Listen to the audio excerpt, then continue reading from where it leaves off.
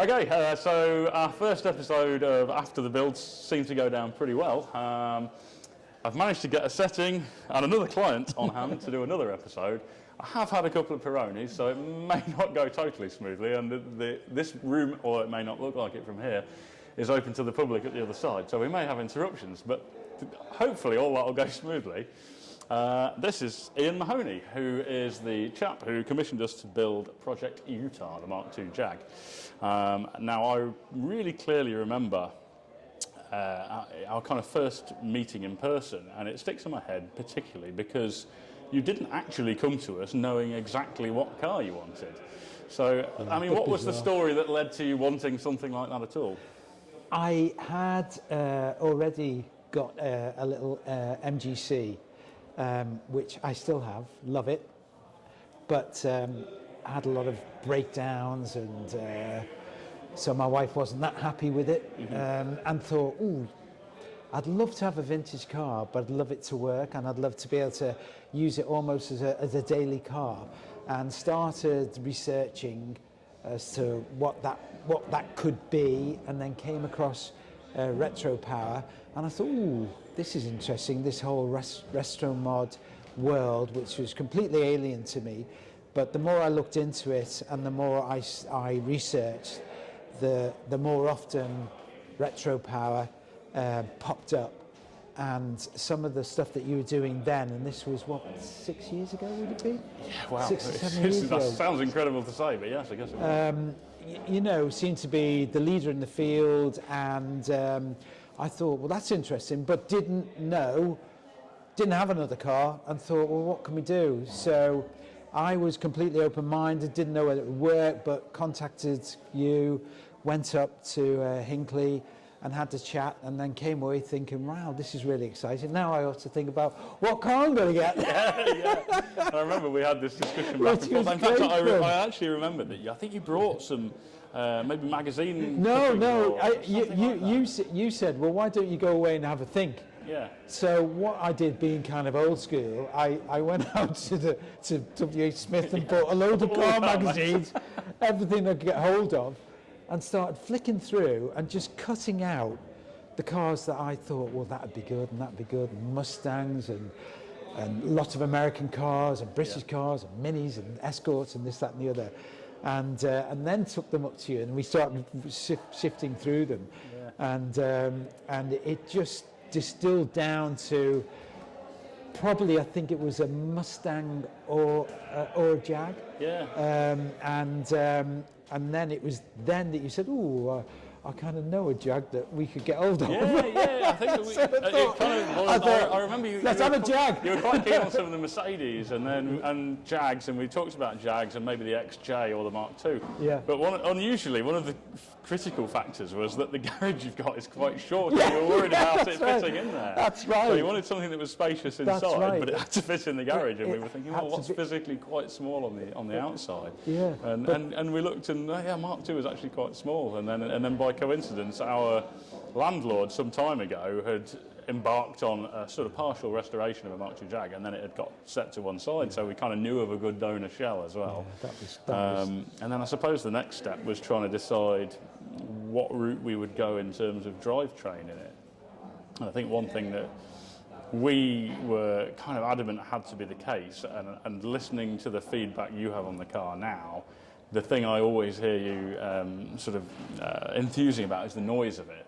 And the sort of power of the engine, the noise of the engine, and one thing we always wanted was for it to sound like a straight six, to sound very much like a Jag straight six. And it was that sort of thought process. I remember the thought process in the early days was like, well, we want it to be a straight six, so it's got the right sound, but something a bit more modern and reliable, and you know, what route can we go? And we thought that BMW M series, but they kind of canted over to one side a lot and not really suitable for the shape of the engine bay. And then we thought, well, maybe, you know, Nissan RB26 was discussed, which is upright, but it's a 2.6, and in naturally aspirated form, we were worried it might not be quite grunty enough. So that was it. We went with the Toyota 3 litre, and I'm hoping the quest for a bit of low-down grunt has been proved right. I'm smiling because I was concerned about that, and you actually sent me some links to some videos of cars that had the 2JZ Yeah. engine in them, and they were racing down the road and cornering and had this fantastic noise to them. So I was convinced. So yeah. And of course I didn't have any hang-ups whatsoever about, you know, the purity of a classic car. There's nothing wrong with that. Don't get me wrong. I've got an MGC 68 which is gorgeous, and I wouldn't touch it. But for this project, I was completely open-minded and guided by you guys, and I think the outcome obviously is something special with that engine. Yeah, it just it's. You know, from my point of view, I probably shouldn't say this, but we always worry that, you know, we choose these things in a fairly informed fashion, but it's not until you actually finish the project that you really know exactly how it's going to be. There's sort of that nerve-wracking moment when you first fire it up or first drive it. And then certainly I was over the moon with how the engine performed in the end, and I think it just ticked all the boxes. It is 100%. Torquey, it's smooth, but it has that kind of I was just aggressive Jag straight six sound. I was just talking to Nat, and when you look at the style of the car, you think, well, that's a cruiser. You know, you just Sunday morning going for a drive in the country, nice and easy, and just poodling along. But in actual fact, that engine and of course the gearbox, you can't. I shouldn't say this, but you can't help but drive it fast. It's quick, and I love nothing else than being on roads, particularly motorways, bypass or whatever, whereby I am accelerating past really nice cars, and I can see the blokes who must be driving it going, what the what's under that bonnet? And I kind of like that, you know. So it is, don't get me wrong, it is nice to cruise along, but it's got some real poke in it. It sounds fantastic. Drives fantastic, obviously, but no, I love that outcome, and I love that choice of engine. Of course, was a big part, and everything sprung from there. I think really, didn't it? You know, I quite like the. I remember when I was testing it, I have the same buzz when I'd been test driving and overtaking people, and you're thinking you're overtaking a modern car. They must think, what the hell's that? And it's that sort of juxtaposition in the fact that it's. The way we ended up styling it with the covered rear wheels, it's quite an elegant, it's not particularly muscular or aggressive looking, it's quite elegant looking. Exactly, with the spats. But then it kind of counteracts that with, when you actually put your foot down, the noise it makes and the performance it's got, kind of really is a nice juxtaposition with how it looks. I mean, sort of talking about the look of it, this is obviously something from the early stages we kind of did this design taking in with that covered rear spat, and I think actually there's some chat perhaps still ongoing about doing an alternative version where we can just have a small arch and show off the back wheels a bit more, but it was definitely a bit of a bold choice.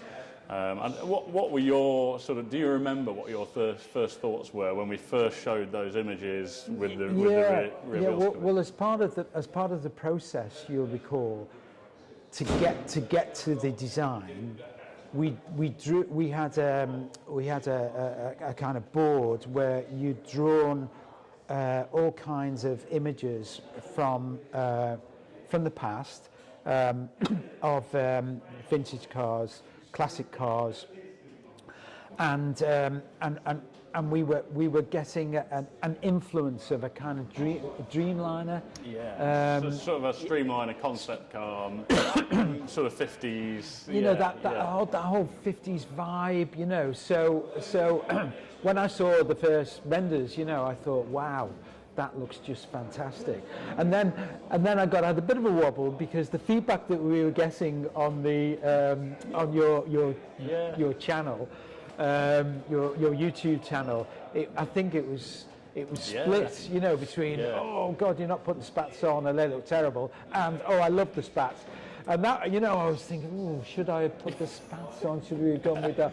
But no, in the end, I think I'm delighted, and I think it was the right move because I think it just brings something to the art of the car, which is completely unique.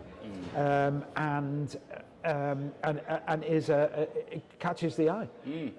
I think for me, it's that thing about pushing people away from their normal comfort zone visually. Yeah, it was. That's what generates those comments, for me. and we get it a lot. You know, we've recently showed the renderings for those Allegros that we're doing, and I was amazed at how much negativity there was. Really? And yet, myself, Nathaniel, and George, up to that point, were absolutely confident that it looked incredible. And then you start second guessing yourself. You start thinking, oh, maybe we're wrong. Maybe these people aren't. They don't like it. And it was the same with the spats. And I was like, no, we've got to stick with this. I think people are saying negative things because it's just not the norm. It's not what you're used to seeing. That's right. And it's sort of, you have to push forward out of the norm to then create a new norm almost, if that makes sense. So it's sort of pushing things forward from what you're used to seeing to create something that stands out. And I think it absolutely looks good. I still do want to do the alternate rear spats, but I think it looks incredible. And of course the work that went into it to create that was just phenomenal. Yeah. Because it's not the easiest thing to do. No. Particularly, you know, to have them removable. In fact, I took them off today to clean the windows, you know, and it's just so simple and straightforward. Stu's work on that, and I can't give him enough credit for they're aluminium, handmade, hand-rolled edges on the bottom, and then the Zeus fasteners, so you undo the Zeus fasteners. 2 clips, is it? And then they just pop out. 2, and it works perfectly. And that's the other thing that attracted me to this project, was the skills, the guys who work for you, yourself and your brother and the guys, you know, your artisans. It is. I mean, don't want to get carried away, but it's a car, but it's a work of art. It's beautiful, and that comes about through the guys that you've got, their skill, their experience, their passion. I've not paid him to say this, honestly.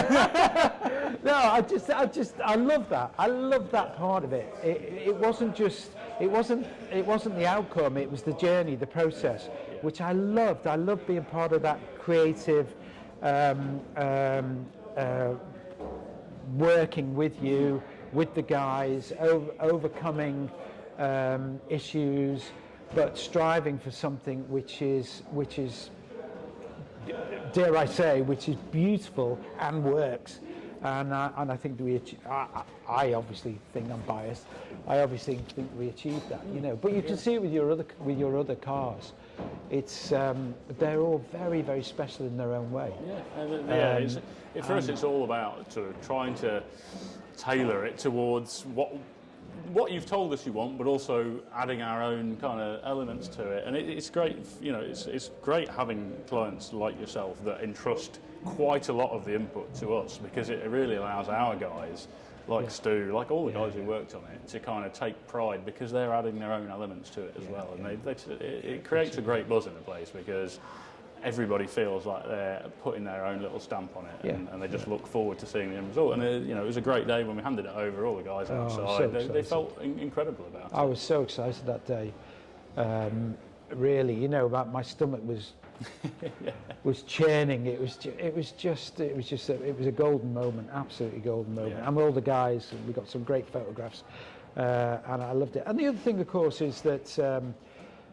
You know, this the whole British workmanship thing was interesting as well, because some of the stuff that you do, there's not that many people that do it, or those skill sets have probably been lost. Yeah, it's definitely an interesting combination, because I hear a lot of people say, "Oh, it's a dying art, all of the sheet metal work." But there are people out there doing it, but then the number of people who are doing that, and then all of the CAD work, and all the modern technology stuff, and combining it all, I grow to realise over time there aren't that many people doing that. But to us, it seems like the logical thing to do. Yeah, exactly.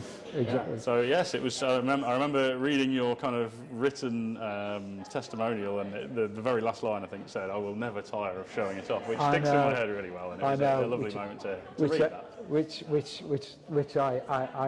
I must say I get a kick out of.